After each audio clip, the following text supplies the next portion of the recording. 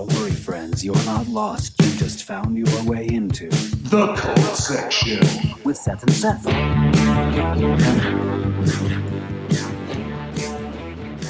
Welcome to... Let me try that again, hold on. This is all staying in, by the way. This is all staying in, sonically, all of this in. Welcome to The Cult Section with Seth and Seth. I'm Seth. Oh, wait, I thought you were Alex Cox, the director of Repossession Man. No, I can't. I wish I could claim that, but unfortunately, I'm only the director of a handful of short films. I checked my notes before coming here today. Hi, I'm Seth. Hi, I'm the other Seth. The other Seth. And with us as well is our esteemed producer, Sonic. Hi, I'm Sonic. Good to be with both of you today, talking about today's film, Repo Man. Repossession Man. The topic of our first of, hopefully, a dearth of podcasts to come. Let me ask you right off the drop here, Seth. Let's do it. What possessed you to want to do Repossession Man? I mean, I have to... I just want to say, technically, I don't think that's the full title, though perhaps it should have been. Look it up. Yeah. Let's. Could we? Sonic, can you verify that whether or not the original title was Repo or Repossession Man? That's very important. What repossessed me, one might say. I've loved this movie since I worked at a video store when I was in my later teen years. A local store, A&B Video, slinging VHS to the folks. It was a good time. Probably the best job I ever had for the least amount of money, and just with no shade to the owners. It was a long time ago, mid '90s, but yeah, we had a little cult section there. I was the curator of that section, and Repo Man was the first film that I inducted into that cult section. So I thought, let's make it the first one we plonk into ours. Hell yeah. Yeah, I mean, so how long before you started the cult section at A&B had you seen Repo Man? When did you see Repo Man for the first time? Was it something that, you're looking to get started on a cult section, building this thing out for A&B Video, rest in peace? Yeah. Or, was it something that, you had already had like a previous history with?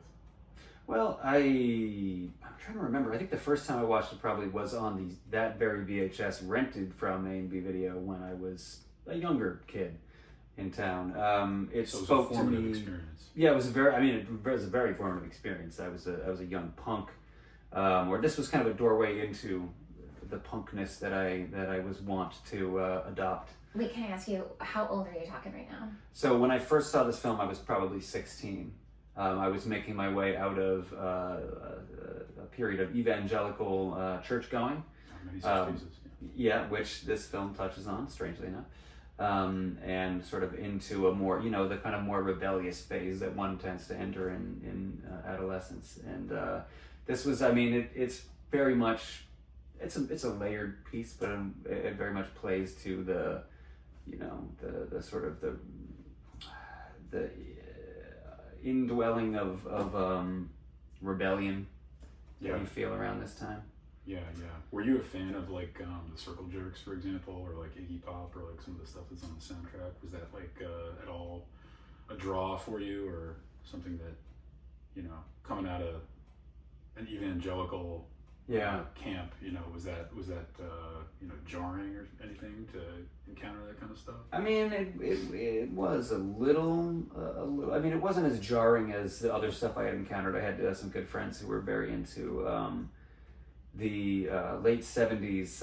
Probably the band I would think of now is the only real punk band, Crass. Sort of anarcho socialist guys. From the UK who sang very intensely about the issues that society faces, and there are aspects of that in the punk that's on display in this film, but it's also a little goofy. You have TV Party by Black Flag, which plays both in the background of the opening scene, and then also Otto continues singing it as he's kicking cans around a sort of desolate area of Los Angeles. TV Party is just a list of TV shows essentially, and then you have the Circle Jerks. There's a number of really good songs by the Circle Jerks in there. Iggy Pop is pretty great. They're in the band, in the movie. Actually, well, yes, right? Xander Schloss, the bass player, plays Otto's best friend, Right. who he's just kind of palling around with in the grocery store in the opening of the film. Right. Over which they're singing the 7-Up theme song, I believe. Yeah, this movie always reminds me of another movie that I like a lot, Decline of Western Civilization Part 1. Oh, the punk years. Yeah. It's a And good one. it feels like it's like they take place at like the exact same time, and obviously it's Los Angeles as well, so Yeah. it kind of feels like you could like turn down a street and walk right into that other movie, which I like a lot. No, that's true. Have you so did you have any connection to punk rock? Like, do you have a connection to the punk aesthetic of this film, or? Not really. No. I mean, I think I saw Repo Man. I think I was in college when I saw Repo Man, and I don't even remember why. I was trying to think about that earlier today, like what inspired me to first look into Repo Man, and it might have been I had some friends that were kind of like film bro type people in college, and I wouldn't necessarily have called myself that at the time, but then maybe I was kind of like a aspiring sort of like film bro for a couple of years there. So maybe Repo Man just occurred to me like, oh yeah, I gotta see Repo Man. Yeah. I read the AV Club a lot, like during that era as well. So I might have read some kind of like retrospective review of Repo Man. No, I mean I was never. I guess I always liked the aesthetics of punk to some degree, and a lot of the music, but I was never like a punk myself or anything like that to the extent that you could be that in the early 2000s when I was in high school. That makes sense. I mean, or when in a way, it's like, when could you ever, right? Because it's like punk is one of these things where if you're declaring yourself to be punk, you immediately failed to be punk. Yeah, it's sort of adopting the scene is the death of the scene kind of thing. With all these things, but I was a big fan of the only band that mattered in high school, The Clash.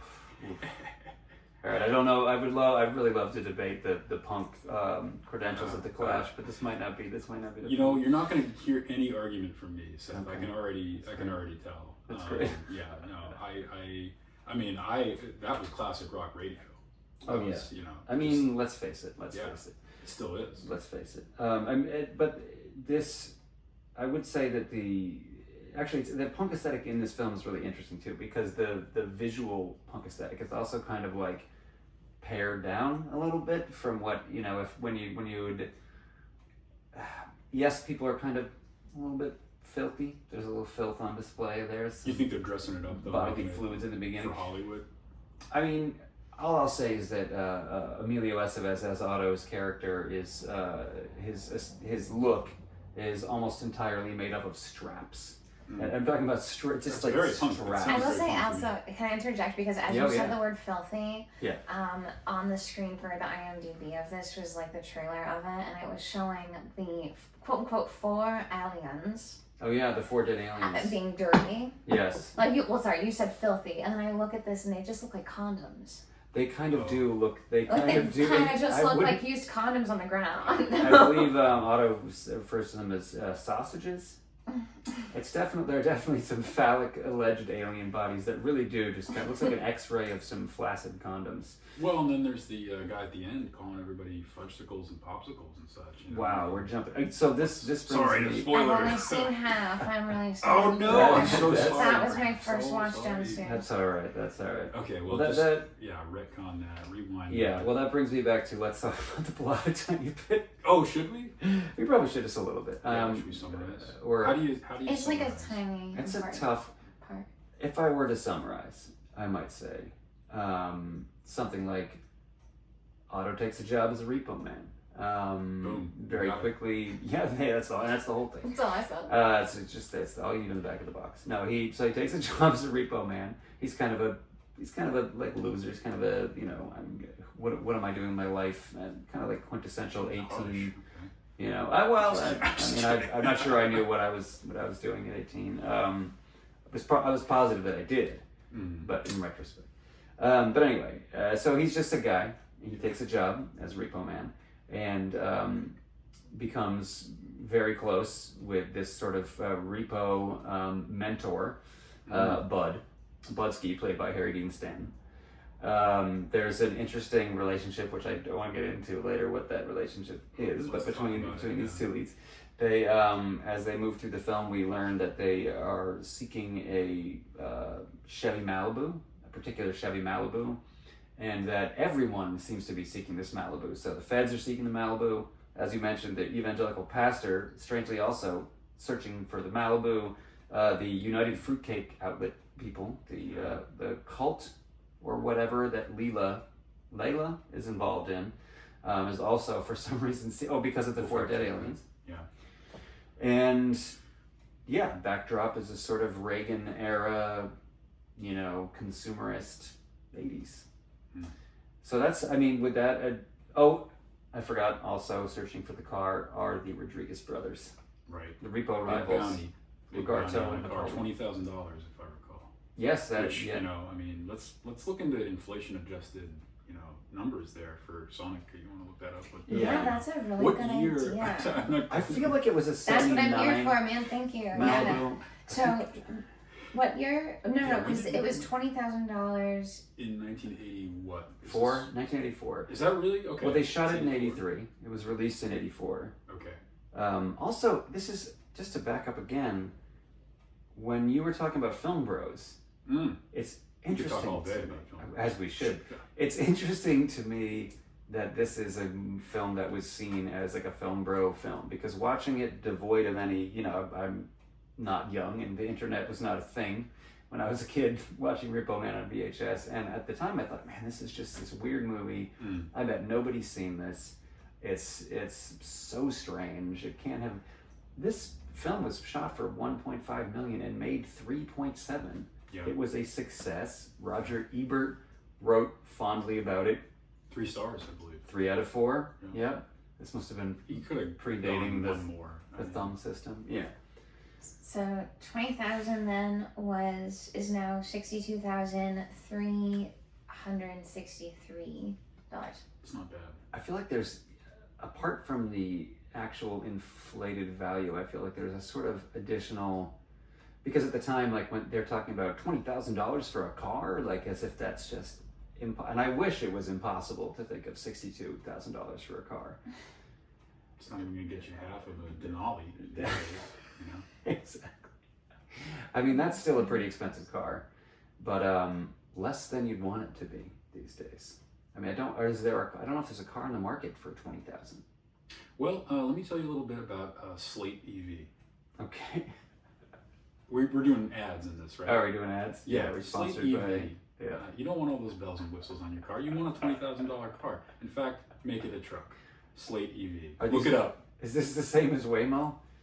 Oh man, no. Waymo, we're not talking self-driving. Okay. We're talking just, a great little truck for your back pocket, backyard. You put it in your back pocket.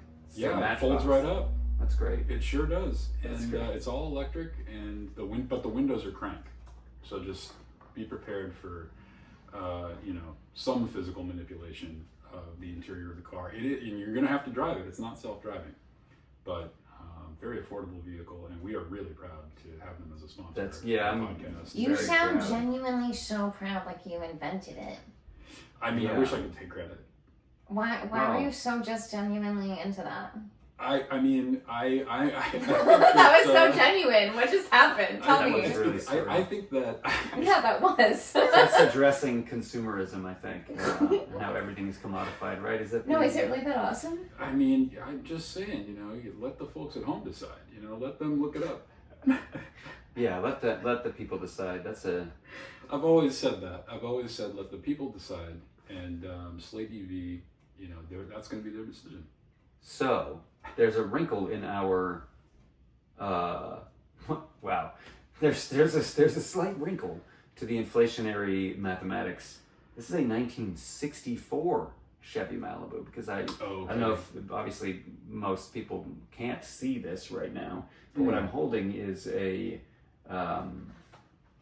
novelty car the 64 titular 64 Malibu from Repo Man, intact in packaging. May or may not have been a gift from another person in this room. But this is the only car you'll see in my back pocket. By which I mean you won't. So the next time I see a car in your back pocket, I'll know exactly which one it is. That thing glows in the dark That's for true. real too. This actually really does.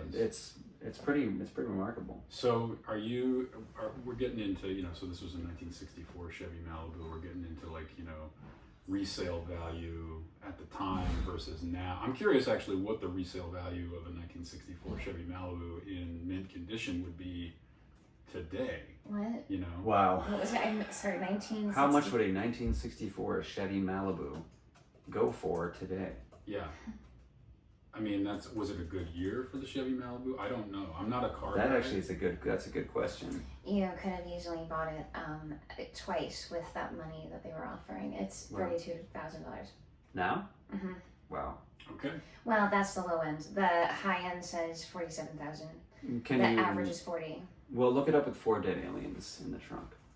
In all seriousness. Okay, we're gonna have to edit that flub out. That was Probably are. That's really rough. It raises really the low end when you type in with 4 dead aliens from 32 to 33. Okay, so that does the low increase end, it does increase Really only on about the low 1,000. end. Those alien. But it knocks. What was the high end before? That was like 47,000. It is the same. About that, Yeah. Okay. So it doesn't increase at the top end. You're not going to find a buyer that's willing to go a little bit above 47,000, even with 4 dead aliens in the back. Yeah. That's a really shame. rough. I mean, I never understand how prices are done. To be honest. KBB, and that's why they have a monopoly on this stuff, because they have the experts. KBB has the experts. That's got to be. Is And this you can trust another ad? What is happening? You Wait, can what trust is- KBB. I didn't know we were monetized. What to is this level. KBB? Well, KBB, Kelly Blue Book. The KBB. You got to Of look up course. the KBB value. Of course, you gotta look it Yeah, up. and they are the only. Don't The trust. stage performer that only does that eats blue raspberry popsicles on stage. Kelly Blue Book. Wow, I like that. That's great. That just okay. Now that explains a lot. Yeah, That really I've been explains seeing so much. I've been seeing these ads, and I was wondering what that was all about. I was like, is Blue Man Group coming back? Yeah. That explains a lot. Okay. Kelly Blue Book. Yeah. Okay. Did you try out for Blue Man Group, Seth? Okay. All right. No, we can talk about I it. did try it for Blue Wait, Man Group. really? I That makes did. me so happy to hear. How'd that go? Like, It what's did like? not go well. Well, you didn't Hence, be a blue man. only the hair. Has your hair been blue since the tryout? Or? No. It's very recent and unrelated development. But to back up to the topic of today's discussion. Rewind, repo. Actually, you know what? Sonic makes a great point. We should pause real quick for the only segment yet to debut on this podcast, and that would be Kind, Rewind. And that segment is a segment in which we talk about what we have watched recently. That is not the film we're focusing on today. Okay, what we've watched recently. Yeah. So Seth, what have you been putting your eyeballs on as far as films? As far as films, that's a bit challenging. I'm trying to think here. I've just been watching Tulsa King, and I've been so caught up in that I haven't had time for the movies. Let me think though. It's real. Give me 1 second, and maybe if you want to talk about. I will. Sure, I can I'm get gonna think into it. about Yeah. So I've been watching a lot of noir lately, revisiting a lot of noir with my partner. What was the Big Sleep, Maltese Falcon, a couple of Bogey classics, where he's playing the different hard-boiled detectives of the era. Pretty great stuff. Really nice to dig back into that. Some Hitchcock too. Oh, Yeah. Yeah, we did watch some Hitchcock kind of recently. 39 Steps we watched. It's a good one. And A Canterbury Tale, not Hitchcock, that's The Archers. That's, what are those guys' names? Powell and Pressburger. A Canterbury Tale from the 40s. That was really good. Nice. And then before that, we were watching the Criterion Collection had the streaming thing had a collection of summer movies that were all about, it was like movies that revolve around pools that they released for the summer, and obviously it's, you know, not summer anymore, but that was a pretty interesting collection to get through, and I think we made it through almost everything in that. There were maybe like 2 movies that we didn't watch, but The Swimmer, John Cheever adaptation, really good. Sad, but kind of funny sad, because it's a little overwrought, like 60s kind of, I don't know, almost like a melodrama or something, but yeah, interesting collection. It's good. Can I clarify? Did you say movies about pools or movies that have pools in them? Oh, well, I mean, I guess maybe a little of column A, a little of column B. Yeah, like, so I guess the pool is more or less central in all of these films, but not necessarily like, you know, entirely about a pool, Wow. It's like didn't The Graduate have a... Yeah, The Graduate was in that collection. Yeah. Was Harold and Maude? Harold and Maude was not in the collection. I don't know if there's a swimming pool. What's the pool scene in Harold and Maude? So he kills himself in the... Oh. Spoiler! Well, no, there's no... That's... Okay, yeah, good point. Edit it out. And then she's always like swimming in there and like, come on, Harold. Like, you know let me what? help It's you been out a with long someone. time. Yeah, there I are think some swimming pool scenes. That's true. I'm trying to think if I rented Harold and Maude from A&B, if that's when I saw that. I think it was not that, but was that in the Call collection? Our only real sponsor to date, A&B Video, unfortunately shuttered, I think, in the 90s. Yeah. But it will always live in our hearts. They're still paying dividends to all of us, you know, in a spiritual sense. In a spiritual sense, deeply. I was never there, but I love you, A&B Video. That's great. That's great. And then I know they appreciate it. I know they do. So I think we covered everything. I mean, like... That's good. Did you have other points about Repo Man that... I have so many, really. We don't need to, but I mean... I didn't share what I watched this week. Was a question for... We haven't even finished the segment. Because I didn't really watch anything. But I did watch, because I just watch a lot of card readings, like tarot card and like things like that. Okay. I somehow find it wildly entertaining in this chapter, and I hope my brain begins to choose other things. But until then, it's just hard because I feel things so intensely when I watch shows. Usually, if I'm not with a friend, it's a little difficult. Yeah. But I watched the Halloween episode of Freaks and Geeks last night, and it was amazing. That's great. Yes. How long defenses you've seen that? I love that. It was so good. It's been a really long time. I remember them trick or treating. I don't remember the costumes. They kind of make friends with like the bully. One's a bionic woman. Oh, right. It was Bill, the bionic woman. Yeah. Yes. Yeah. I get all like names and things confused, but. Martha Starr. Yeah. And there was a robot. Mm-hmm. Sam is the robot. I can't remember. I just saw it last night.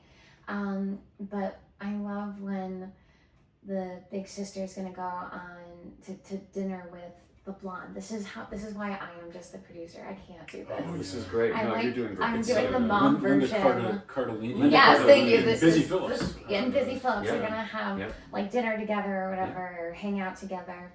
And Sam's like, "Oh, you're gonna be with the freaks," and the mom's like, "You're hanging out with circus freaks." That's one of my favorite lines ever. It's very. It's such a good cast. Yeah. I mean, that was a good the Apatow stars of To Be at the time. Yeah. Really. Yeah. Big time. Yeah. Seth Rogen, James Franco, I think. You know. Oh, I love the whole cast so much. His best role by far. I'd say so. Yeah. I'd say so. Yeah. I mean. But yeah, I did want to. I think that wraps up. Does that wrap up the segment? This is our. You know, we're all new at this. I like that I looked at both computers to double check. What did the computers say? They say yes. They say yes. We're good. We did it. We got the 2 thumbs up. Are in unison. I'm glad to hear it. Yeah. Yeah. So I did want to jump a little bit back into the film we're talking about.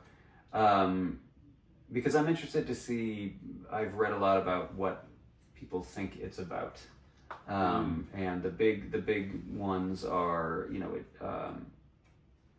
the Reagan era politics, the sort of like there's consumerism, there's class warfare, there's a lot of these elements going on, but I also kind of see it as a like an analysis of the faults of masculinity. not to get super heady about it, but there are some interesting. It's like, because each one of the male repo men, and I guess all of the repo men are men. There is there's the administrative assistant. There's the But she's not a repo, repo and she is person. awesome. Yeah, she's great. Trying to find the names of these folks. Oh, who am I looking for? Oh, here we go. Okay, so we are talking about Marlene. Marlene is played by Vanetta McGee. She's also very fantastic, and seems to be working both with the Rodriguez brothers as well as the Repo Men themselves. There's a lot of cross-factioning in this film. Leela is also working with the United Fruitcake outlet, but also works with the feds and helps to torture Otto later. And this kind of like, yeah. But there is it occurred to me that each Repo Man has their own flavor of masculinity. So you've got big tough guy, you've got sort of like, as he's been described, the sort of Dirty Harry of the movie, Light. Light is has a very intense. He's the one who talks about you have to carry a gun everywhere so people will think you're going to kill them, and maybe you will. Right. Then you also have Ollie, the guy about the office. Mm-hmm. I guess the manager of the repo yard, I guess you would say. Mm. He has just a very strange sort of old guard vibe. He also seems to defend masculinity as he sees it, including whatever he sees it to include. Sure. You also have Pletchner. Pletchner is a cop, or former cop. Right. Former. Dresses like a cop. He spent 10 years as a prison guard in Attica, according to him. And he's also doing cross stitch for a lot of his time on camera. It's complicated. And then you have Miller, of course, who makes the weird acidy speeches. Oh. Right, the mechanic. One of he's a very soft guy, but also wants to is representing a kind of very fringe person. Hermetic. He's that's a good way to put it. Hermetic. Like a monk out in the desert. He's like a Charlie Day monk. But there exactly. Nice. There is one scene that kind of made me think, oh, is this film just critiquing masculinity in a way, or like or sort of pointing out the sort of jokey little flaws within it, or whatever, or at least like white, Christian heteronormative masculinity. Because this is a scene where they're talking about John Wayne. Oh, you know the scene I'm talking beautiful about? Scene, yeah. There is some language that would be seen as less than savory, I suppose, now, but it's I think they were just trying to reflect the way people talked about things, and it's funny. It's pretty great. It's pretty great, where they insinuate that John Wayne may be gay because of another alleged story that occurred in his house. Most of the characters are very 80s coded men who see that as an attack on manhood itself. They're very indignant. Except, weirdly enough, for Ollie, who, when he relays what sounds like a story about cuckoldry that also involves some gender play, he defends that and says, it's very normal. He says straight guys love to watch their buddies do things. And he says, no, I do. And he looks to everyone else to agree, and nobody really agrees. But it's and then there's another scene later where they're talking to the quote repo wives are hanging around Otto, and we get the impression that his wife sort of is a bit of she's playing the field, perhaps. I think all of the repo wives are playing the field. It's noted at one point that actually Ollie refers to them as quote flies on shit in their in like how they are gathered around Otto. But there does seem to be a lot of stuff about that sort of like there's a fragility there, where it's like they're holding these appear to be sort of trophy wives of the repo men in some way, and again we see that their real camaraderie, their real relationships are with the other men that they work with repossessing cars. they address their wives as though they are sort of like pieces of jewelry, or literally in that case flies on shit. It seems to be there's a very homoerotic aspect to this sort of bro-centric culture. For sure. When there's a point where they're sitting around giving Miller a haircut, just sort of as a group, drinking beers. When Otto is beat up, they explain that it doesn't matter that he was the Repo Man that was beat up, that the Repo Code demands that they pursue and take down his attacker in defense of Repo Men everywhere. This is like a sort of Repo-specific bro code. But ultimately, we do see the sort of success of the bromance in a couple of areas, like Bud and Otto. Right. There's, that's been seen as a very bromantic situation. And I wanted to ask you about this too. So, do we see Bud and Otto's relationship as more of that kind of like semi-romantic male friendship, or is it more of a dad and son thing? Because he definitely seems to have Bud has a whole speech where he gets into, I try to share something with you. I try to teach something. He had something to teach. Absolutely, yeah. I do think it's also kind of both. Not to try to have it both ways all the time, but I very much like.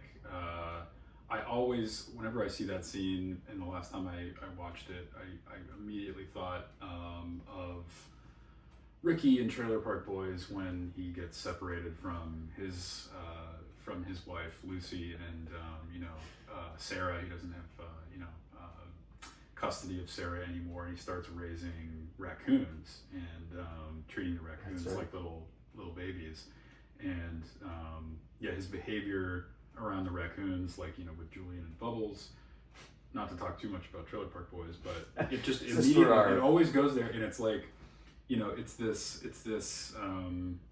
like paternal instinct coming out that's so strong. And it seems like Bud's relationship to Otto is it's like there is that sort of like homoerotic layer to it, but it's, I guess, to complicate homoerotic, I think a lot of people think that homoerotic is about I guess people tend to sexualize the concept of homoeroticism more than perhaps it is like definitionally, and it seems like it's more of a vibe, right? It's more of a vibe. So there's this there's like a father-son kind of like putative kind of relationship there, like you were describing, and it's like a yearning for that, and it seems like he doesn't have children of his own, so there's this sort of like there's this deep desire within him to be a father figure to another man, and and so if that's a form of homoeroticism, that's very much there, and I think that's very much there in like a ton of American literature, which I would put at Repo Man is a form of films, obviously, like a form of that in a broader sense, and that's like a core American story, and there's this book, Love and Death in the American Novel, by the critic Leslie Fiedler, and he talks a lot about homoeroticism in American literature and how basically all of the major canonical works of American literature revolve around a homoerotic relationship, and a lot of them are that kind of father-son homoeroticism too, which is very, very interesting. But like Huck and Jim in Huckleberry Finn, and it's all over Moby Dick. It's all over so many of these kind of like core American stories, and I think Repo Man is another example of that. No, I think you're right. Yeah, there are some pseudo-romantic relationships in Steinbeck and a lot of different stuff. I think Hemingway. My God. Hemingway, definitely. Yeah, The Old Man and the Sea. What was going on there? Hey.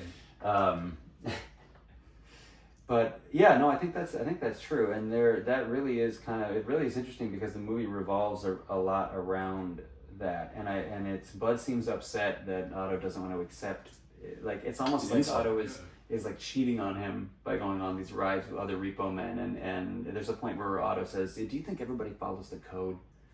And Bud is like, "Of course everybody follows." Like he can't even conceive of anyone not following the repo code, which is of course, I shall not allow, I shall not harm the vehicle nor the personal contents thereof, nor allow the personal contents thereof to come to harm through inaction. I'm paraphrasing, but it's basically that, which is interesting because that is also basically just a vow to protect property. Oh my Do you gosh, have the official code? when you Google it, AI gives you actual like code. Like, oh yeah, no, I tried this. It wants to give you like computer code. Yeah, there is some sort of computer code that is related to that. That's true. But there is. Yeah. I shall not cause harm to any vehicle, nor the personal contents thereof, nor through inaction let that vehicle or the personal contents thereof come to harm. Exactly. It's beautiful. And yeah, so Bud assumes everybody must. Thank you, Sonic. Bud assumes everybody must live by the code. Like, what else could be happening? It's self-evident that this is just what you do. Yeah, and I think he feels challenged by some of the other takes, and of course, in the opening of the film, Otto is sort of going through another like a breakup of an overly close. I don't want to say overly, of I think what he seems to come to feel is an overly close friendship with the character played by Xander Schloss, his best buddy, and yeah, I mean Otto relays a dream he's had about, which I'm not sure is a real dream, but maybe a sarcastic dream, where he sees the two of them as bellhops in a hotel in Florida in their 60s. And he says, and it was real, man. It's really real. And you can tell that he's like, man, we are just spending, like, what are we doing? We're just spending too much time together. We're just flailing around in life. Xander Schloss's character, of course, is excited for working his way up through the chain. Yeah. He wants to be a fry cook. Right. He's saying that he could work his way up to king or god in time. Hey, that's what Reagan's America was all about too, was leveling up. I right? actually think it was. For sure. Yeah. So that's a lot of people have talked about this movie as being like specifically that, where like people are pursuing the car is pursuing the car or the house or whatever the piece of the American dream that we want, and everyone is competing for it because there's scarcity, of course, and this is a time of a great economic disparity, much one might say like now, or that disparity is highlighted. Like in the 80s, it was very highlighted as well. You can see in Los Angeles. Actually, to interrupt myself, let me say I have to ask you this: you lived in Pasadena, Seth? South Pasadena, yes. Okay, so you're roughly familiar with the Los Angeles area? I would say so, yes. So is LA, like I've been to LA, but are the parts of LA they're shooting in still as filthy as they were? Like, did they just find the worst places, or was this what it was probably like in the 80s? Do you know anything about that? Well, I think, the smog was worse in the 80s, of course, but yeah, I mean, it honestly doesn't look that different from what I can tell, and a lot of it is like downtown LA or like South LA, it looks like, or sort of like Garment District. It is. Actually, a lot of it was shot in the Garment District. Yeah. And I mean, that's Skid Row is right around the corner, and so that I wouldn't say that's too far off from the reality now.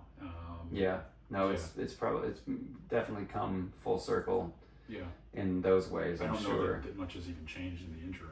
It maybe has. Yeah. I think that was the question. Is it so they did sort of seek out a vibe of desolation. They wanted that. They wanted that look. They wanted the kind of things are falling apart. I think vibe. Definitely, yeah. Gritty vibe. Yes, yeah. And I mean, you can go to plenty of places in LA, and that's not the vibe. But those places, I mean, it's like those kind of interstitial zones. I mean, it's all near train depots and bus stations, and it's these kind of like nodal places in America that almost look like they could be anywhere. And actually, I remember I was thinking about this earlier. When I first saw Repo Man, it was before I lived in Los Angeles, and because the beginning, there's all those maps and whatever, and it begins in in New Mexico.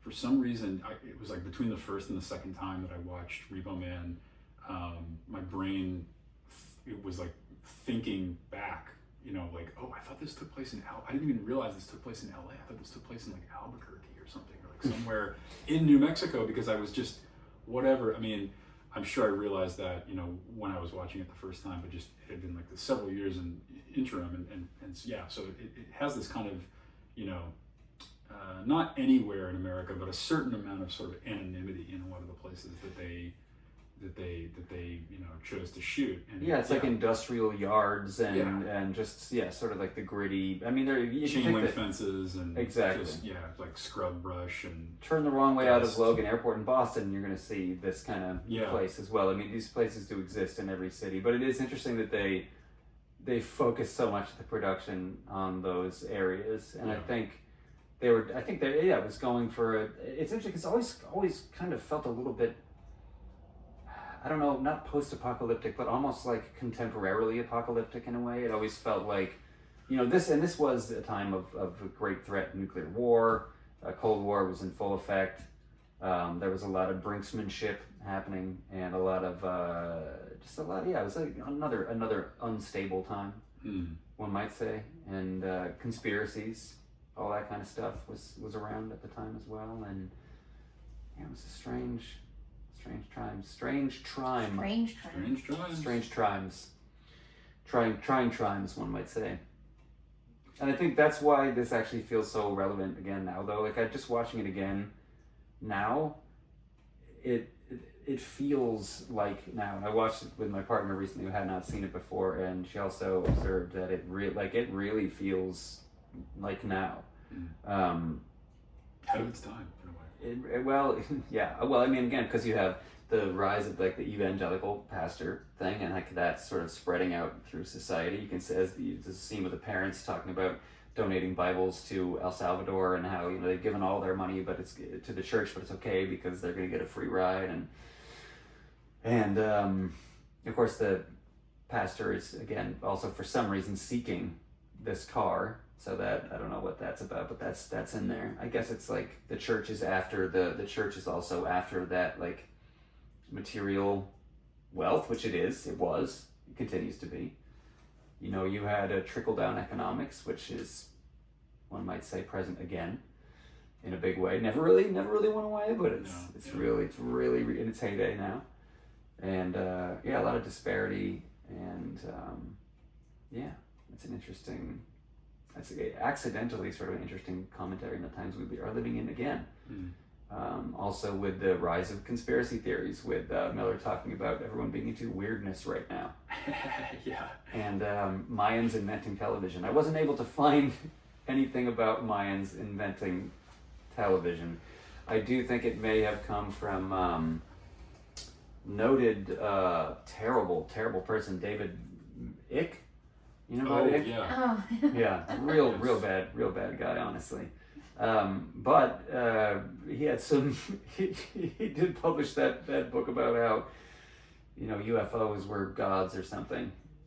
He said a lot of things. People, I think he was a Chariots of the God guy. He's not someone that I would encourage people to look too deeply into. I think he was the reptilian guy, right? I think he was the father of the. He's certainly latched onto that, I think. Yeah.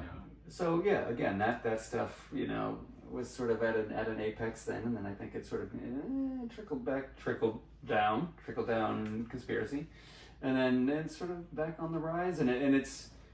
I mention this because there is this vibe in the film of just like a sort of a society that doesn't have a center.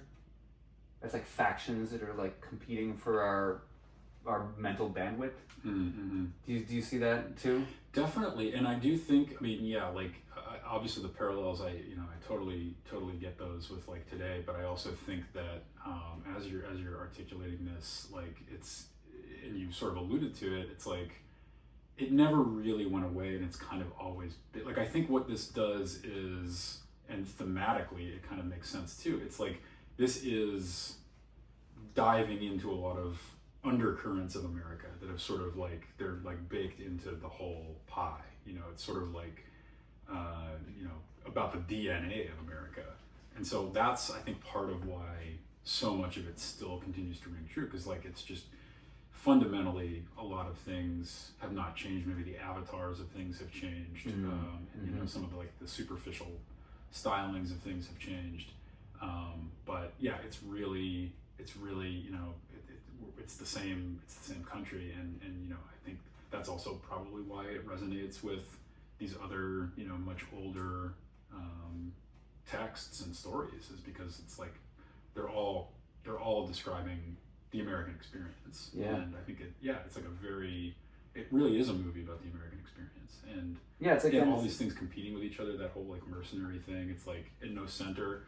I mean, that's the whole story. That's like, you know, it's just, you know, expansion and people trying to figure out ways to exploit systems and loopholes to make money. And Repo, what could be more, just at the crux of that than being a Repo Man. Absolutely. And in that like way, a bail bondsman or something. Yeah, you know, it's just these arcane systems that, you know, people can. It doesn't actually take that much. It doesn't take like, you know, some crazy education. It's like you can kind of be like an entrepreneur in like the criminal justice system. Oh yeah. And, like, make some God. money. You know, you really can. It's really interesting. Oh no, that's really well, and it's so maybe in that way Otto was way ahead of his time, because in the 80s and the 90s, like selling out was the worst thing you could ever do. And there's this part where he this line where Otto is telling Layla what he does, and he's, you know, I'm a Repo Man. And he goes, what's that? And he explains what it is. Cool, right? She goes, no. Right, because that would not have been seen as cool to repossess people's cars because they can't make payments. Though there is also this moment where they are commenting on sort of greed and disparity as well, where that comes up again with the rich guy is getting he's like yelling at people in the laundromat to move their clothes out of the way so he can watch his clothes from his car. And Bud notes that fucking millionaires never pay their bills. I have to bleep that out so we can put this on YouTube, but yeah, you know, YouTube kids, that's probably where it should go. No, it should not go there. Shouldn't go there. But yeah, I got lost in my own point. It happens. It does happen, and but yeah, no, I think good discussion of that element of Repo Man. Yeah, for sure. Yeah, that's great. I do want to give a shout out when I read the code earlier. Oh yeah, that came from a website called bobcantor.com/repo/Repo Man, and I'm going to read you this sentence here. Repo Man was voted by me to be the best movie of the 1980s. And I have to agree with Bob. And this website is all dedicated to that, and that's where we pulled I couldn't find, it didn't come up on Google. Bob Cantor took care of us and made sure we had it. Thanks, Bob. Okay. And Cheers, Bob. Cheers, Bob. We thank you. And it led to then 15 atomic truths about Repo Man. Wow. I can you give us, I don't know, the but top... I can be a number between like 1 and 15. All right, let's hear number 7. It's the top 14. Yeah. Just the top. We'll skip 15. Number 7 is, speaking of, the Repo Code was kind of a real thing. The idea to make the movie about the Repo Men came when Cox drove with an actual member of the profession, a guy named Mark Lewis. This should be an interesting subject for a film, Cox thought, and then he took note of how Lewis talked and what he said. A lot of that ended up in Bud's dialogue, especially the Repo Code, which also was influenced by Isaac Asimov's 3 Laws of Robotics from iRobot. Right. And Harry Dean Stanton, who consolidated several bits of screenplay into his Repo Code speech. That is interesting. And speaking of even more interesting, because I read a different one that said, Bud, if the agents had their way, it would have been Mick Jagger. Wow. Bud would have been Mick Jagger. Bud would have had moves like Jagger. I gotta say, I don't think I would like this movie in the way that I do with Mick Jagger's Bud. I cannot. Wow. I can't picture that. That would be something. I mean, he would have had to do an accent. I don't know if he could do that. Did you see Free Jack? I Jack did. was around the same time. Did see right? Free Jack. I have little to no memory of it. It was really made a very, very slight impression. We'll be watching Free Jack for next episode. Yeah, we should probably transition to Free Jack next time. That's probably true, just to find out And then, we can find out who was originally cast to play Freejack, and then we can do the next one about that. I love that idea. Yeah, that's Actually, it's really pretty good. great. It's a pretty great way to do it. Jason Robards. It's interesting though, this speaking of cast, this film has people who are incredibly good that I don't think we ever see ever again. I could be wrong, but I think Fox Harris, who plays J. Frank Parnell, has basically got your glasses with one side missing, is a pretty fantastic actor when he delivers his speech about getting a lobotomy and how everyone should have 1,000 chest x-rays a year. He's pretty great. He only has 4 credits on IMDb. What else was... And there's no picture of him. Wow. What else was Fox Harris in? Sid and Nancy, My Favorite Year, and Forbidden World. Okay, so this is interesting because Alex Cox... So Repo Man was Cox's debut in '84. He then went on to make... from there. I'm sorry. Well, I mean, I kind of agree. I haven't seen Walker. We gotta watch that. Walker also has some prestige associated with it, I guess. But Xander Schloss, bass player for Circle Jerks and Otto's best buddy in this film, also did music for Walker, Cox's later film, and Sid and Nancy as well, which makes sense, Sid and Nancy being kind of a punk-focused movie. But it's interesting that Fox Harris is in both of those movies as well. I didn't realize that Cox had like a bevy of actors that he carried through things because, he... Not a huge filmography. He doesn't have a huge filmography. So, and Walker's supposed to be... I also haven't seen Walker. We should really get on that. I haven't even seen Sid and Nancy. Sid and Nancy is... Man, I remember it as very intense, which makes sense. Gary Oldman, I believe, is playing Sid Vicious. I could be wrong, but I'm pretty sure Gary Oldman plays Sid Vicious. Sonic, could you tell us if Gary Oldman plays Sid Vicious in Sid and Nancy? Oh. Also directed by Alex Cox. I do think this was kind of his, it's sort of like with a lot of popular bands, it's like the earliest stuff is the best. Like, this is sort of like out of the gate masterpiece. Definitely, definitely a masterpiece. I can't comment on the other stuff. Yeah, it's Gary Oldman. It was Gary Oldman, yeah. So he worked with a lot of really big actors in doing these things. I mean, Harry Dean Stanton was huge when this came out. And Emilio was nobody. This movie kind of made Emilio. So I don't know. It's really weird to see a film that's so gritty, that's so strange and wonky and weird. It's such a weird script. I was picturing Gary Coleman. I'm so sorry. Oh. I interrupted you. I was today years old and I knew that they were different names. Every time I've heard either name, I pictured the same person, Gary Coleman. Sid and Nancy starring Gary Coleman would have been a really different movie also. It would be, yeah. Would have been it would have maybe approached the surreality of Repo Man, honestly, if he'd gone with that casting. What about Tracy, the mechanic? I think he's been in some other. Yeah, he has. Tracy Walter as Miller. Can you look up Tracy Walter for us? I think he was a character actor in a ton of stuff. In I'm gonna say 70s, 80s, 90s at least. I feel like he was in a. Man, I want to say. I don't want to make too many guesses, but I feel like was he in I just want to say this very interesting little quantum effect thing happened when I clicked his name instead. GMparts.com came up and it says AC Delco Shop and Explore Parts. It's like wow. Also not a official sponsor yet. We're working on it. Who knows? We're working on it. By the way, we'll love the V8 Splash. Oh, that's great. Thank you. I'm glad. Also not extremely refreshing, and all of the vitamins and minerals that you need. Yeah, I was technically I could take them or leave them, but all the vitamins and minerals that you need. Yeah, it's technically Knudsen. Yeah, I don't know what to say. I don't know what to say. They're also not a sponsor. We can work on that too. Yeah. Okay, so there's known for Batman, the 1989 one. He was Bob the Goon. Okay, so he was the henchman of Nicholson's Joker, I think. Wow. Do you remember him from that? No, but that's on me. Really is. You should Wait, really was that 89 or are we talking about this is the just one with the known penguin? for. There could have been more credits on the other thing. That was 89. That Batman film was older than... No, 108. This is 180 credits He's been in for a lot. Tracy Walter. Wow. He's been in a The lot. most recent thing was Wakefield Homeless Man. Let's see him get names. Wait, how about, can you tell me if there's a 80s made-for-TV film called Rock and Roll Mom? I feel like he was in that.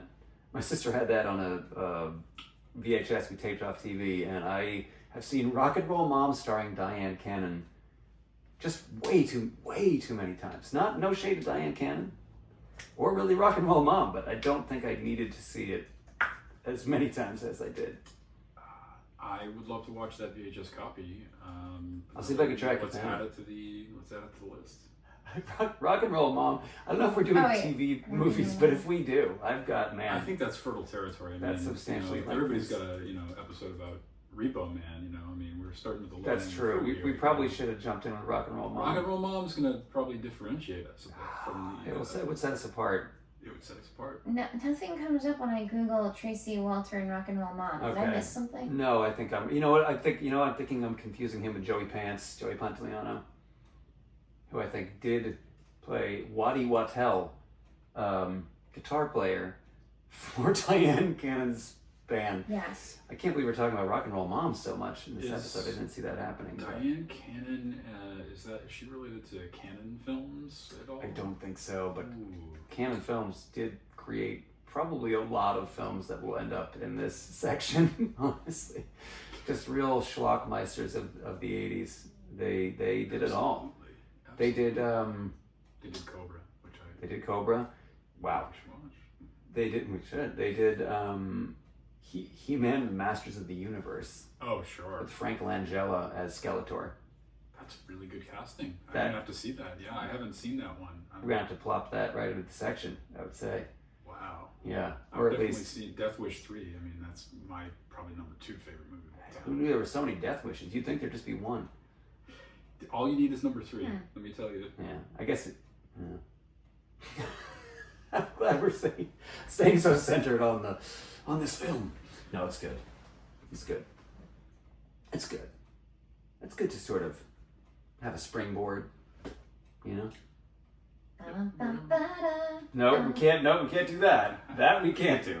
I think the copyright We is can't quite lapsed do on that. that. Has it lapsed? I think so. I mean, that was they're Copyright or a trademark? they're like a dozen ad campaigns past the ba-da-ba-ba-ba. Okay. I'm loving it. With the you said it. Now we have to pay them. Now we have to pay Wait, them don't the they have to big pay bucks. us? Loving it. Don't they have to pay us? There are sponsors. I don't think we. Yeah, that's how this works. That is how it works. If you say the name of a company, they have to sponsor. Well, you. we haven't said the name of the company yet. That's have true. we? No, we haven't, and we won't. All we'll say is that it's a. Keep your money. We don't want it. Yeah, We don't need Scottish burger enterprise. We're good. How about that Brian Cox ad read though lately? Yeah, he's Ooh. great. He's great. He's always going to be that character from Succession from now on. They wanted him to drop some F-bombs in that commercial, and they just didn't feel it was appropriate, so they skipped it. I mean, in this day and age, 2025, I feel like what is the FCC doing? Like, why are they? Oh, that's a dark question. Why are they Perhaps. guarding those airwaves so strongly? I mean, like, come on, like the barbarians are already at the gates. Like, just let people say fuck, shit, piss on the well. radio. Yeah, that I'm gonna, that's the hill we're gonna die on. we may die on that hill. I mean, technically, the government is shut down right now, so I don't think the FCC is doing anything. Good point. Good Yeah. point. So get it in now, guys, while you can. Yeah, get it in, say Wacky all the radio words. DJs, get it in now. Say Don't all even the- worry all the about bad words. your soundboards trying to bleep that stuff. Shit. All right. I hate to do this again, but speaking of profanity, when I was reading about Repo Man, one thing that I learned was that the film gained a lot of popularity after its initial theatrical showing on television with an edited recut that Cox infamously did with very surreal, weird phrases over the place of the profanity. Yes, I read about this as well, and I'm very eager at some point to check that out. I know. It sounds like a lot of fun. I would love to see that. I mean, there's such a diverse selection of profanity in this film as well. Yes. You got your standard stuff, then you also have. Bud talking about dildos quite a bit. He does talk about dildos a lot, and he uses a lot of questionable racial terminology at times. He, Bud is not a hero of this film in any way. I don't think he's meant to be. There's also a moment where Bud gets real deep into a sort of prosperity, anti-religious prosperity gospel, of course, because as he notes, no commies, no Christians in his car, which I find to be a really interesting combo, and it sort of maybe plays into what the public face of Christianity has shifted over time. But that's a whole other thing. He represents, some sort of super cynical utilitarian, just kind of, there's just the guy that only cares about money. But he does have this sort of, he has a heart underneath it, and that breaks through every now and then, and it's it's kind of poignant because it's like he's struggling against the constraints that are self-imposed. I only watched the first how many minutes? 40. You watched a little more than half of it. What I was wondering, when does his heart? I mean, he has heart for. Okay, so he has heart for Otto. Yeah, and I think he loves his job genuinely. He does love his job. I think he has this love for the game. He does love the game of repossession and does the rules of it, and his sort of like perceived the honor of this position that he occupies, and he's very staunchly libertarian though. There's this line when they were driving past Skid Row, and he calls the people trash and says if only there was a way of finding out how much they owe and making them pay. Which I also feel like is again relevant now, where to me it feels like the way that someone looking aspirationally at wealth like Bud, like everyone in this movie is, almost everyone. I don't know if Dick Rude and his friends. No, Dick Rude and his friends also want to get sushi and not pay. So I guess everyone's kind of looking towards that. But he's been turned against the people in his class. So Bud's greatest aspiration is to run a yard with a dog and some cars, and he thinks he can do it all for $20,000. So Bud is not on the upper echelons of wealth, but he is looking at those with less as the problem. If we could just make those with nothing pay, society would work. Yeah, no solidarity, no kind of, it truly believes that, it's a lonely struggle and everybody's in it for themselves. It's like an individualist. Yeah, it's individualism. It's interesting. Yeah, so even his co-workers, even his, ostensibly, maybe he doesn't even consider them friends, but his companions as Repo Men are sort of, even though they work for the same organization, Helping Hand Acceptance Corporation. Best name ever for they're also his competition. Yeah. Yeah. So it's like not even safe in that sense. It's like everybody's got to kind of grind out their own future. Yeah. Yeah. And that's. Even though they are all part of this corporation, they're all essentially, man, I'm struggling today. That was the correct pronunciation. That was correct, thank you. I'm glad to have that verified. They're all essentially, I'm not even sure what they are, so that's great. They're all sort of like free agents. They're all. Like, that's what I think. Thank you. They're all independent contractors. Yeah. And the sad irony of the Helping Hands Acceptance Corporation. That's right. That's right. And that's right. So in Otto, in the very beginning, says he doesn't want to be a Repo Man. He's handed his commission, and it is explained to him that he is now Repo Man. I love that they have a commission. I love that concept of a Repo Man having a commission. They probably do, right? I mean... Oh, actually, you know what? So I'm thinking of it like I was thinking of it in terms of like, almost like a license to do business or something like that. But you're just talking about his cash. His money, yeah. Right? No, not like he's a non-commissioned. Yeah, well, he kind of is at the beginning. Yeah. He has to work his way up. Yeah. I mean, he doesn't have to work his way up. I can't remember what non-commissioned means. I'm sure. I think, Non-commission is you don't get a percentage. That's great. It's just I don't know if that's great. I'm just glad to be corrected. Yeah. if you get commission, you get a percentage of what they make. All right. I was thinking of it in like a military context, but I'm sure someone will be happy to correct me on that, and I'm sure I'm very wrong.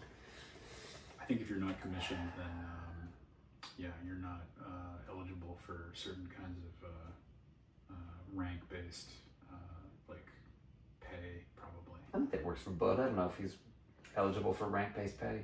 Yeah. I don't know if any of the Repo Man are. I mean, he seems like they're all. It's like a I don't know, say he's not first among equals, but they all like ostensibly are. Yeah. On a par with each other, right? There's no boss. No. Oh, well, I think it's Ollie's company, maybe. Is it? Yeah, because he does try to fire Bud at one point, where he says, "Take the rest of the week off." Matter of fact, take the rest of the month off. Okay, yeah, good point. So maybe it is his operation. I think it's his yard, but they're all independent contractors, probably. That's what it feels like. I mean, that's something. They're like an inverse Salesforce in that way. Salesforce, sponsored by obviously more Dreamforce. Check out Dreamforce. Yeah, definitely. The conference is going on right now. Agentic AI. Wow. That's true. We're gonna get there. Oh yeah, we'll get there. Some say we're already there. Some do.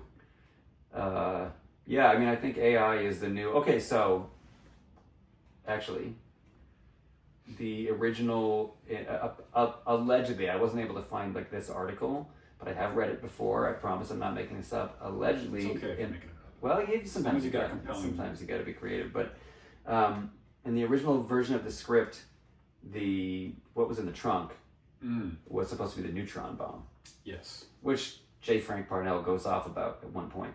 And I bring this up because it's almost like AI, some kind of advanced AI technology would be what would be in the trunk now.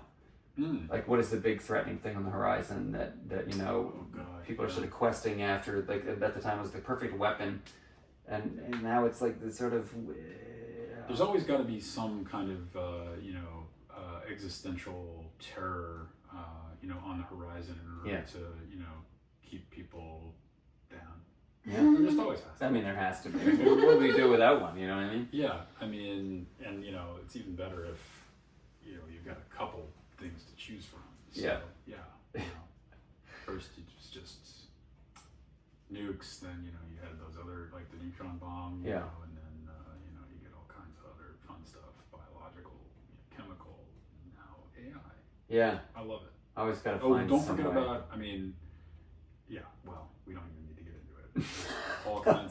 There's so many bad things. There's all kinds of opportunities for extinction. There are. Well, so speaking of extinction, let's move towards the end of the film. Park. We're going to the next. Movie. Oh, obviously that's clearly like on deck to be the next great cult film. Jurassic Park, right? That's what I missed. Okay. Yeah, it goes right into obviously. But have you ever seen this little film called Jurassic Park? It's yes. actually interesting because a lot of the dinosaurs depicted in that film are not from the Jurassic period. They're from the Cretaceous period. Cretaceous Park didn't have the same. Yeah, are they Mesozoic? I think they're from. No, I think Mesozoic and Cretaceous are both. I think they're pre-dinosaur. Okay. There's the Triassic period. What are the other? There's a couple other at this point. Wow, the Biassic dinosaur period. I don't know. Yeah, dinosaur That's period. what I'm here for. Dinosaur periods. We got 3 dinosaur periods: Triassic, Jurassic, and Cretaceous. Okay. Cretaceous. So Cretaceous was. Cretaceous takes it. I take it back. Cretaceous takes it. Yeah, I think those guys are from the Cretaceous period: T-Rex, Velociraptor, etc., etc. Yeah, you got it, man. Am I right? It says Cretaceous period. This period saw evolution of a vast number of dinosaur species, including Triceratops and T-Rex, Nice. 144 to 66 million years ago. What about That's great. Stegosaurus? Stegosaurus is pretty cool, if you ask me. He's got a mohawk. I think it's great. He is the punk dinosaur. Yeah, I think They are the punk dinosaur. Yes. You don't know the That's what gender they of said in the. their yearbook. Yeah. You are the punk dinosaur. Most likely to be the punk dinosaur. Most likely, look in the mirror. Right next to get laid this summer and stay cool. Is late Jurassic. Oh, but then it says Albion, which makes me feel like the other answer lied because it said 3. And well, I guess maybe the different parts of the periods all have different names. The sub Jurassic. Yeah. don't know. Well, now it's time for the dinosaur section of the podcast. I mean, obviously the dino segment.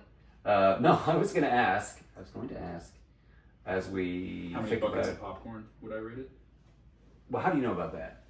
How do you know about the buckets of popcorn? That's a universal rating system. Is it? Everybody all the movie lovers out there all know about the bucket of popcorn. That's interesting. I was not aware of this, but I did have a published film review column in the local newspaper, the Peterborough Transcript, 20 years ago.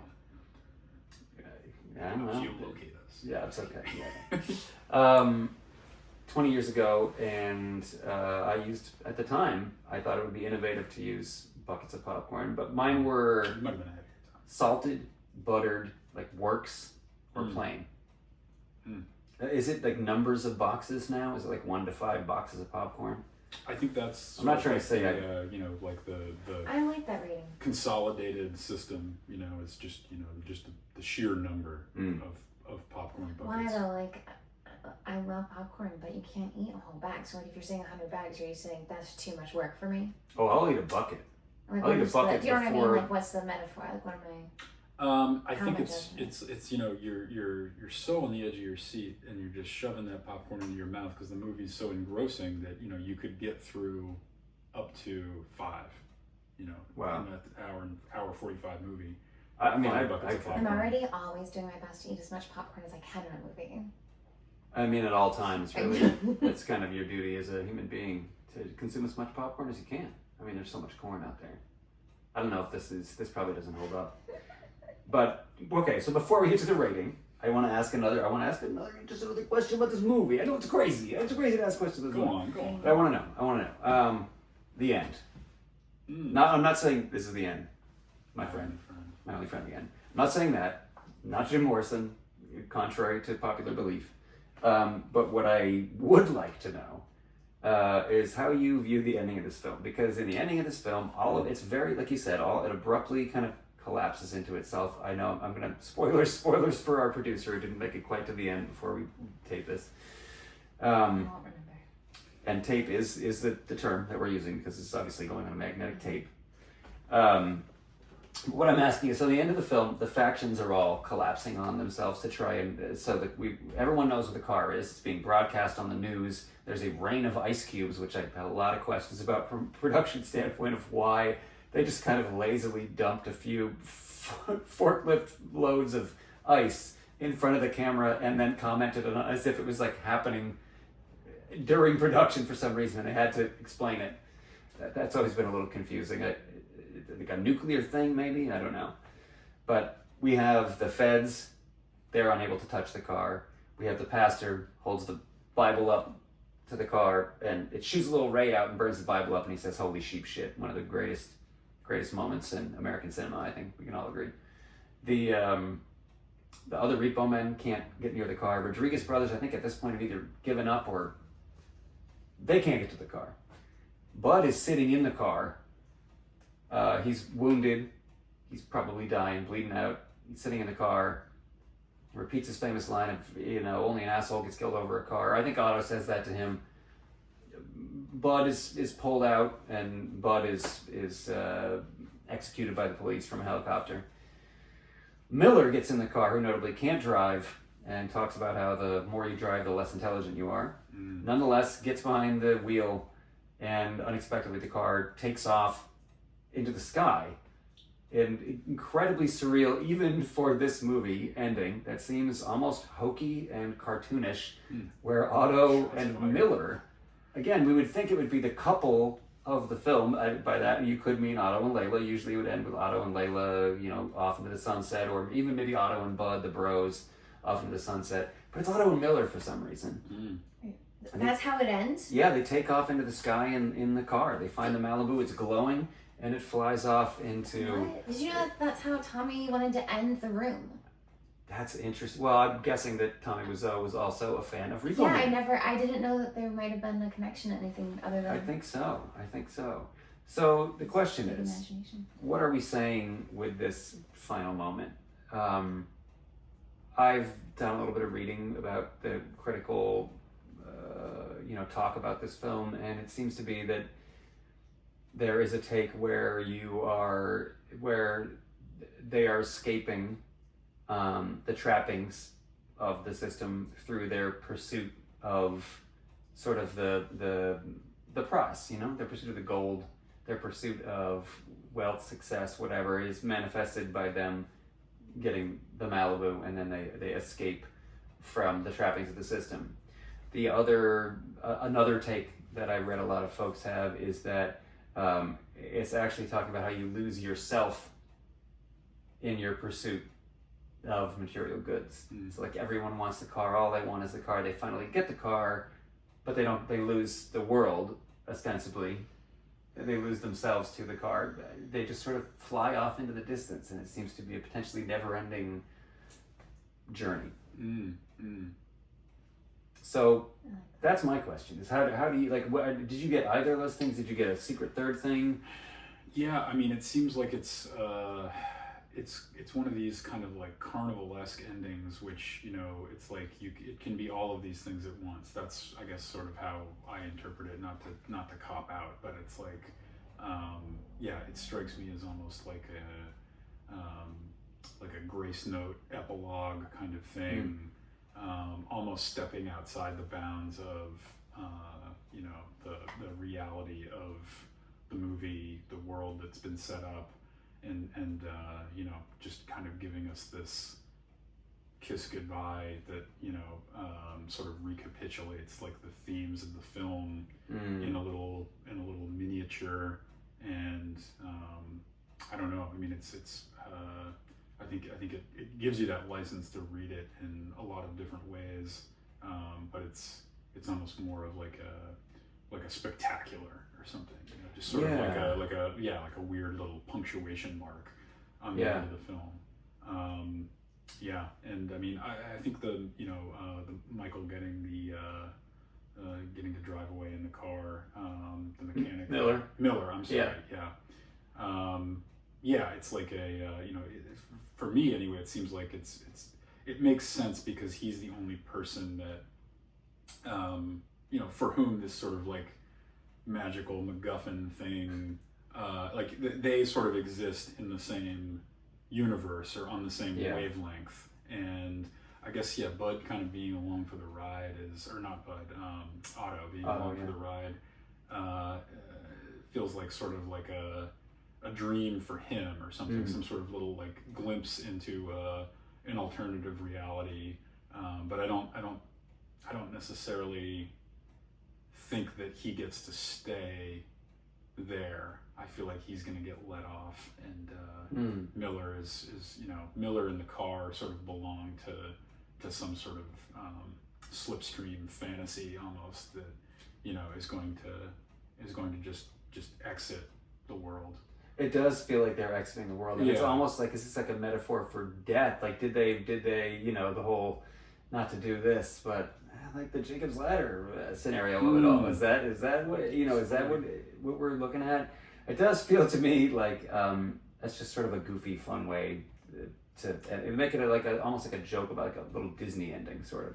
Yeah, or like a Fellini film or something. Okay. Like ends in half, like just all the characters are assembled and they're like kind of like doing a dance number or something. Oh, I like that read, because they are sort of doing a little dance number, like the pastor with his flaming Bible. Yeah. The federal agents talking about the diuretics book, the fake Scientology book, and all these little dances. Yeah, the feds in their white hazmat suits, literally coming in and doing a little dance, essentially. Yeah, that's interesting. I mean, yeah, I guess I would see it. That's kind of how I see it. Like maybe it's these other things. Maybe he's commenting on this, or he's commenting on that, or he's saying they escape or they don't escape, and that's the price to pay or the prize to be won from pursuing capitalist goals. But it really does just kind of seem like it's sort of like the overblown end of the hero's journey in a way. They're sailing off, or Lord of the Rings sailing off in the white ships. Sailing off in the white ships, going to the Grey Havens. The white ships. I rest my case. And with that, did you want to... Aragorn right behind you. Oh my! Wow! on. Didn't even do that on purpose. That's crazy. Some subliminal cueing. So yeah. So for the listener, there is a bobblehead of Aragorn that is resting atop the Repo Man novelty Matchbox car, which is probably not a Matchbox car. Again, we're not a sponsor. Not a sponsor. Not yet. Could be Hot Wheels. It could be. It could be. Also not a sponsor. Could be both, just like the ending of Repo Man. We're hoping to pick up some sponsors at some point, but for now, I think instead we're probably going to, and we'll insert a little commercial or two somewhere in this, when we cut it all together. Oh yeah, we'll throw. I wanted to ask, by the way, this seems like an appropriate time to ask, but are we recording on the network here? Is it we're working with Fidium Fiber here on the network? Because I heard that Fidium Fiber is the #1 bulk forming laxative, and I just wanted to know if that was true. That's what I had heard. I was gonna do a fiber thing too there, but you got me. Did I beat you to the punch? You on did. The Fidium You Fiber did. joke? You did. A lot of these other ones, Yeah. Though it's just, it's about sort of liquefaction, softening. Yeah. No, you want the bulk forming. Definitely. Fidium Fiber is faster than any other bulk forming laxative. I mean, wow, that's a treasure, really. That'd be a treasure to have. That seems like a weird note to treasure of I'm sorry, but that's what we got. It kind of works. I guess. Okay, let me ask one. Now do your ending. Okay. Do my ending. Okay, my ending is going to be this. The Cult Section with Seth and Seth.